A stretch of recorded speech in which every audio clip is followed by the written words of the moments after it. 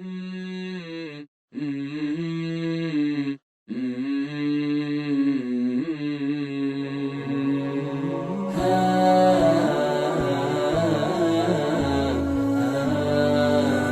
اللہ الرحمن الرحیم۔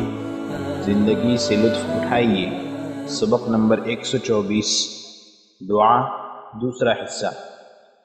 اب جب کہ میں یادوں کی کتاب کھول چکا ہوں تو ایک اور واقعہ سنتے جائیے۔ 3 سال پہلے حج کے موسم میں عصر کی نماز کے بعد مجھے حاجیوں کی ایک بڑی کھیپ سے بات کرنی تھی۔ تقریر کے ختم پر لوگ میرے پاس جمع ہو گئے۔ سلام، دعا، تعارف اور سوالات کا سلسلہ چلا۔ میں یہاں سے جلدی فارغ ہو جانا چاہتا تھا تاکہ فوراً جا کر اگلی کھیپ کے سامنے بات کروں۔ اتنے میں نے دیکھا کہ ایک نوجوان کبھی آگے آتا ہے، کبھی پیچھے ہو جاتا ہے۔ وہ دھکم پیل سے کترا رہا تھا۔ میں اس کی طرف متوجہ ہوا اور ہاتھ آگے کر دیا۔ اس نے ہاتھ بڑھا کر مصافحہ کیا۔ میں نے اسی شور شرابے میں اس سے پوچھا کہ آپ کوئی سوال کرنا چاہتے ہیں؟ اس نے ہاں میں جواب دیا تو میں نے اسے پکڑ کر بھیڑ کے درمیان سے اپنی طرف کھینچ لیا۔ میں نے دریافت کیا، کیا سوال ہے آپ کا؟ وہ تیزی سے بولا، میں رمی کرنے لگا تھا، میری دادی اور بہن بھی ساتھ تھی، وہاں رش بہت تھا۔ یوں کر کے پورا سوال اس نے پوچھا۔ اس نے سوال ختم کیا اور میں نے جواب دے دیا۔ اس دوران مجھے اس سے تمباکو کی بو آئی۔ میں نے مسکرا کر پوچھا، سگریٹ پیتے ہیں؟ اس نے جواب دیا، جی ہاں۔ میں نے کہا، اللہ سے دعا ہے کہ وہ آپ کی مغفرت کرے، آپ کا حج قبول کرے اگر آپ ابھی اور اسی وقت سے سگریٹ پینا چھوڑ دیں۔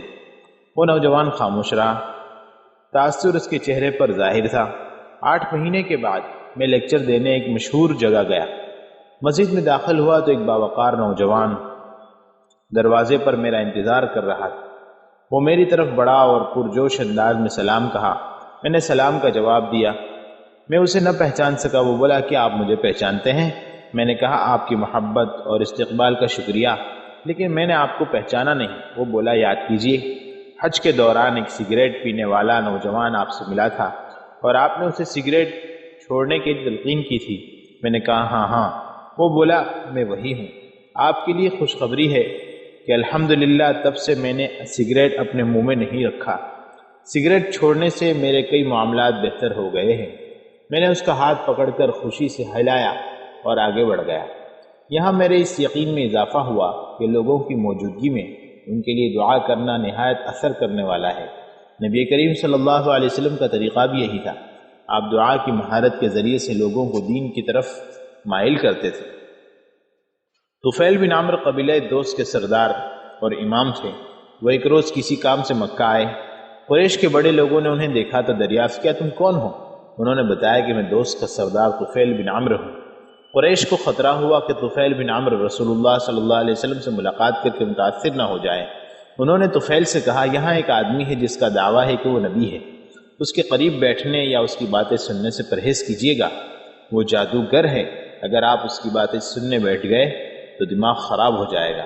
طفیل کہتے ہیں، واللہ وہ مجھے ڈراتے رہے، یہاں تک کہ میں نے طے کر لیا کہ میں رسول اللہ صلی اللہ علیہ وسلم کی کوئی بات نہیں سنوں گا اور نہ ان سے کوئی کلام کروں گا، اور میں نے اس ڈر سے کانوں میں روئی ٹھونس لی کہ خدا نخواستہ میں رسول اللہ صلی اللہ علیہ وسلم کے قریب سے گزر رہا ہوں اور آپ کی کوئی بات میرے کانوں میں پڑ جائے۔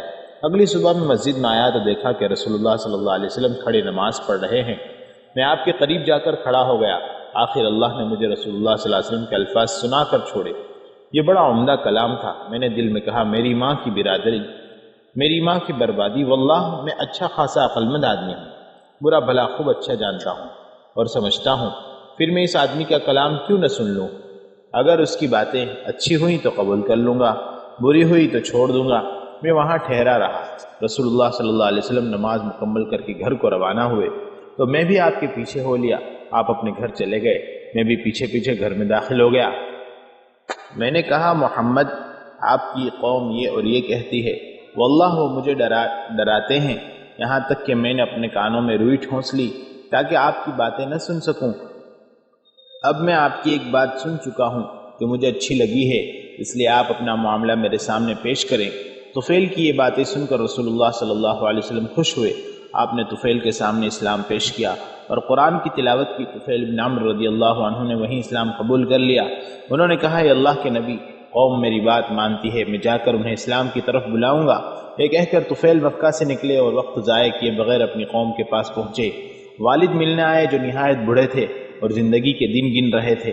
طفیل نے پختہ لہجے میں انہیں اسلام کی دعوت دیتے ہوئے کہا، ابا جان آپ مجھ سے دور رہیے، آپ کا مجھ سے اور میرا آپ سے کوئی تعلق نہیں۔ وہ بہت گھبرائے، پوچھا آخر کیوں بیٹے؟ کہا میں مسلمان ہو کر محمد کے دین کا پیروکار بن گیا ہوں۔ والد کہنے لگے، پیارے بیٹے میرا دین بھی وہی ہے جو تیرا ہے۔ طفیل نے کہا، پھر جا کر غسل کیجیے اور پاک صاف ہو کر آئیے تاکہ میں آپ کو وہ باتیں بتاؤں جو میں نے سیکھی ہیں۔ طفیل بن عمر رضی اللہ عنہ کے والد گئے، غسل کر کے پاک صاف ہوئے، پھر طفیل کے پاس آئے۔ طفیل نے ان کو سامنے اسلام پیش کیا، وہ مسلمان ہو گئے۔ ادھر سے فارغ ہو کر طفیل اپنے گھر گئے۔ بیوی دوڑی دوڑی شوہر سے ملنے آئی، انہوں نے کہا دور رہو، میرا تم سے اور تمہارا مجھ سے کوئی تعلق نہیں۔ وہ کہنے لگی، میرے ماں باپ آپ پر قربان، کیوں؟ طفیل نے کہا، اسلام نے میرے اور تمہارے درمیان جدائی ڈال دی ہے، میں محمد صلی اللہ علیہ وسلم کے دین کا پیرو بن گیا ہوں۔ بیوی بولی، میرا دین بھی وہی ہے جو آپ کا ہے۔ انہوں نے کہا جاؤ اور پاک صاف ہو کر آؤ۔ بیوی گئی، اسے ڈرایا، قوم کے بت کی پوجا چھوڑ دی تو وہ بچوں کو مار ڈالے گا۔ یہ سوچ کر واپس آئی اور کہا، میرے ماں باپ آپ پر قربان، بچوں کے متعلق آپ کو ذوالشورا سے ڈر نہیں لگتا؟ ذوالشورا ان کے بت کا نام تھا۔